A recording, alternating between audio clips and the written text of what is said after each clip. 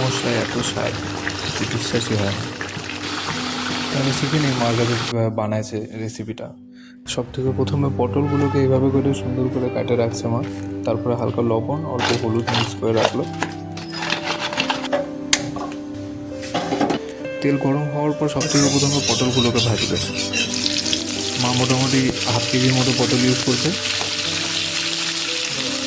এবার রেডি হবে বেস।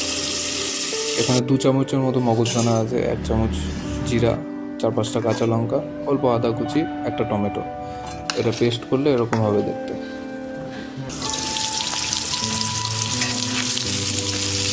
পটল পুরোপুরি ভাজতে হবে না, তো 60-70% ভাজা হলে তুলে নিতে হবে। পটলের পরে ভাজা হলো পনির, হালকা লবণ দিয়ে। আর এখানে মোটামুটি 150 গ্রাম পনির আছে, আরও 50 গ্রাম আছে রাখা, সেটা পরে ব্যবহার হবে। আর পনিরগুলো এরকম হালকা হলুদ হলে পরেই তুলে নিতে হবে, বেশি ডিপ ফ্রাই করবো। কড়াই অ্যাড করবো তেজপাতা, শুকনো লঙ্কা আর অল্প জিরা।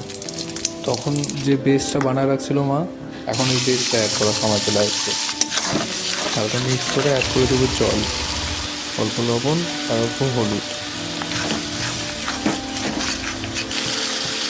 এবার এই পেস্টটাকে ভালো করে বসাতে হবে, নাহলে ওই মগজদানার কাঁচা কাঁচা গন্ধটা থাকবে। আর যখন কড়াই থেকে ছাড়িয়ে দেবে এরকম হবে দেখতে, তখন আমরা ওই ভাজে রাখা পটল আর পনির একসাথে অ্যাড করে ভালো করে মিক্স করে, এখন মা অ্যাড করলো জল, যতটা লাগবে একবারে আন্দাজ করে অ্যাড করে দেবো। এখানে মোটামুটি 50-60 গ্রাম পনির আছে, যেটা ভাত দিয়ে ভালো করে ম্যাশ করে নিল মা।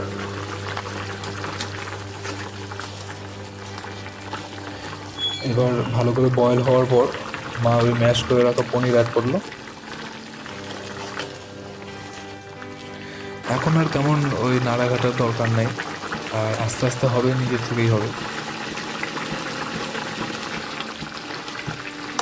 সব শেষে নামানোর আগে মা গরম মশলা মিক্স করে দিয়েছিল ভালো করে।